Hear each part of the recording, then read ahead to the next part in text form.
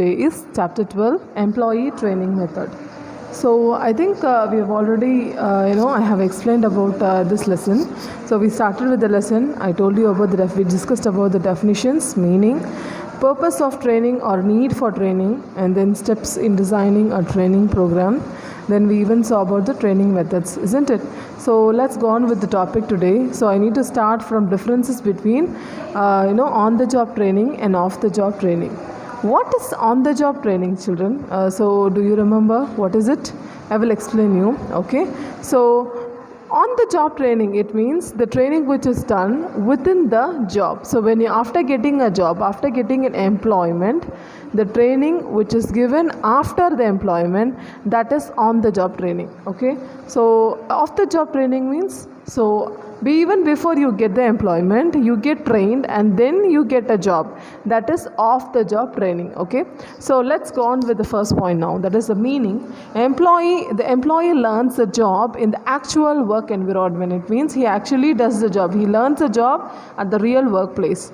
And off-the-job training, it involves the training of employees outside the actual work location. So where they are doing, they are not doing in the exact place, but they do it outside the workplace. Okay, it is cheapest to carry out. So the cost of the on-the-job training is actually very cheap, but off-the-job training, it is very expensive. Okay, location at the workplace. So it is actually they do the work at the workplace, and off-the-job training, they are away from the workplace.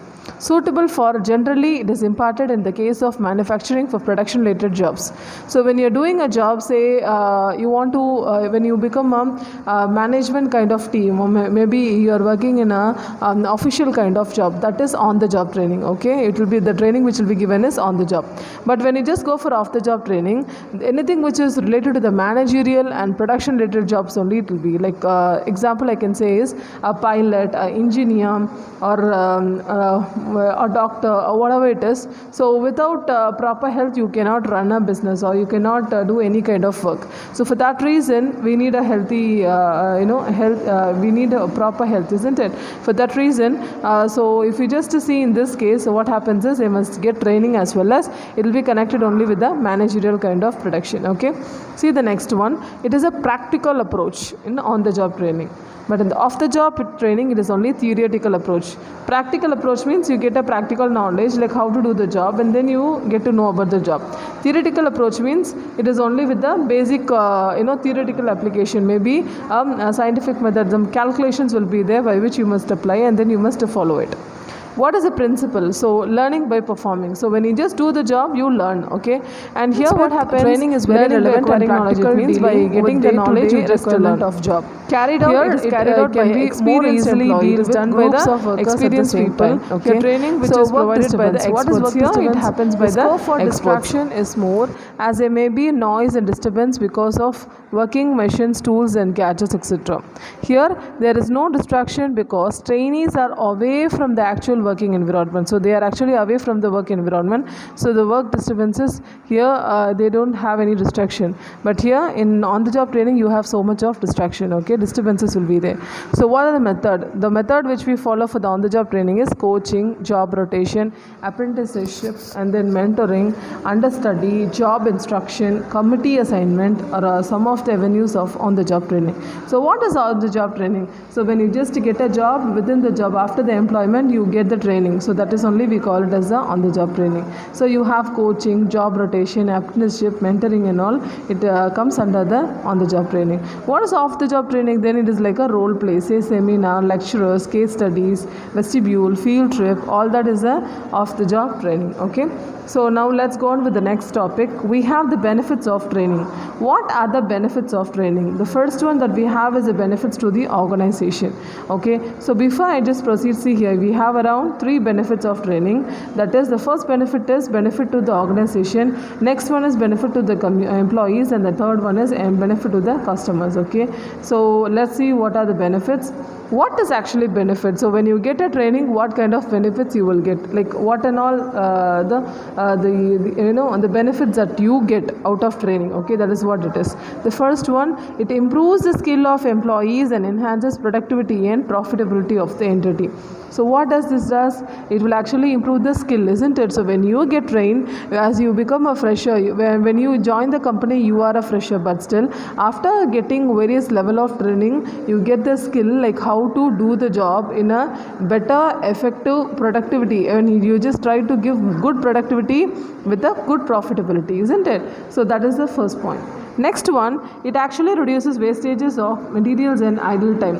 It's very simple. So you would have already learnt in economics. So when you want to get a maximum output, what will you do? You will reduce the product. The cost of the product must get reduced, isn't it? The wastages of the material good should get reduced, and even the wastage of the time, the idle timing. Idle timing is nothing but the wastages of timing that should be reduced. If you do that, what will happen? A good production will be given at an effective manner, where the result will also be very good. Okay, see the third point. It exposes employees to latest trends. What is that? So because of the training, what happens is you already know different softwares are developed every time, isn't it? So because of that, when you get training on that, so those software, automatically you get trained to the update version. Okay, the next point is it minimizes the time for supervision. So even the time for supervision, it actually reduces the time on taking for supervision also. So fifth point is it reduces the frequency of accidents at workplace and consequent compensation payment. What does this do? So it actually reduces the frequency of accidents. So what and all the accidents are there, it will reduce that, and then at the workplace, and even it will consequent the compensation payment. So wherever you have the payment for the compensation, only that is also done actually. Okay, so it reduces the labor turnover of employee. Actually this fifth point is nothing that in future, in case if you do any mistake and when your salary is getting affected for that, okay, that can be reduced because of training. That can be avoided. For that only we have the fifth point. Sixth point is nothing but it reduces the labor turnover of the employee. It means, so how much ever that labor, for example, you have one work, for that particular work you need only 5 members, okay, but still 7 members are there for the same job. What will happen? It means that 5 are able to do the job, but more labor are there for that particular work. So what we can do, we can just reduce the number of labor. So we can reduce number of labor to 5, where the effective result will be given and the wastages of resources will get avoided. That is what it is. Okay, the seventh point, it improves the union and management relations. So they have a good relation, and even it improves their relationship with the management and even with the work unions and all. Okay, so the next one that we have is the benefit to the employees. Okay, what is the benefit that we get because of training? If I am an employee, what are the benefits I will get? Yes, I will get knowledge. Yes, that is what the first point. So it adds to this knowledge, skill and competency of employee. So actually your knowledge is getting upgraded. You get more knowledge about the product, about the work, okay, and do's and don'ts you will get to know. So that is very effective for you, isn't it? So the next point is it enables him to gain promotion or achieve career advancement in quick time. So what does it do?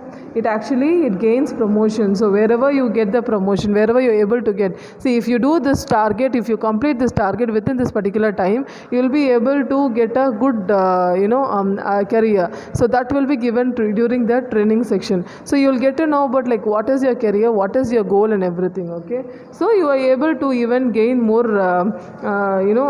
work, your career advancement. You can get to know about it, and you can even do it in a very short time. Okay, your achievement goal you can fix and you can target towards it. Okay, that is what the second point. Third one is it improves the employee's productivity. Of course, the productivity plays a major role in any organization. So it actually improves the productivity in the employees. The fourth one is it enhances the morale of the employee. Morale is what? Morale means giving the employees get some kind of motivation. Okay, so whatever the motivation which I have, it will even it will just give you a good mentality to the work. So that is what. So when you are getting motivated, you are able to do more work, isn't it? Like same way you are getting motivated by the way of morale. Okay, that is what. So the fifth point is employees get higher earnings through incentives and rewards. So when they do their work properly, of course course they are able to perform well, where it will increase in the productivity, the earnings are increased, and even they are even able to get a good reward also. It builds up the confidence of the employee by changing his attitude positively towards to the work. It means it builds up the confidence of the employee. The confidence of the employee is also gained by changing the attitude. So they are able to get a good positive attitude by changing the confidence of the by building the confidence of the employee. Okay. The next sixth point is it enables him to observe safety practices voluntarily during his engagement in dangerous operation. So what does it helps? It enables him to observe safety practices. So like how to do a job. For example, you're working on a for example, you're working with the fire. Your work is on the fire. So like how to do the job, like how safely you can handle yourself. That will be trained to you. Okay. So that helps you to be safe, isn't it? So that is the point. The next one that we have is the next point that we have with the benefits is benefits of the customer.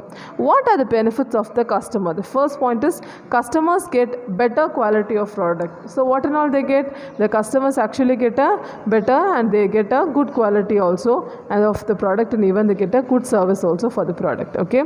The next one is customers get innovative products or value added or feature rich products. Okay. So what do they get? They actually get, because of a proper training, they are able to get good products, new products, and even with the different features they get a product, and even it will be a good product as well. Since we get a proper training, we are able to produce a good at a very good manner, where the good is produced in a very rich products are able to get provided to them.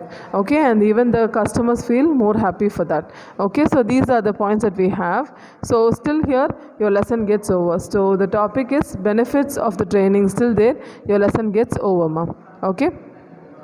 So here you have 1 marks and all. Okay, so you can just go through the 1 marks. Okay. So now I just want to the next lesson that we have is the concept of marketing and marketer. I will teach you this lesson in the next video. Okay. Thank you, students.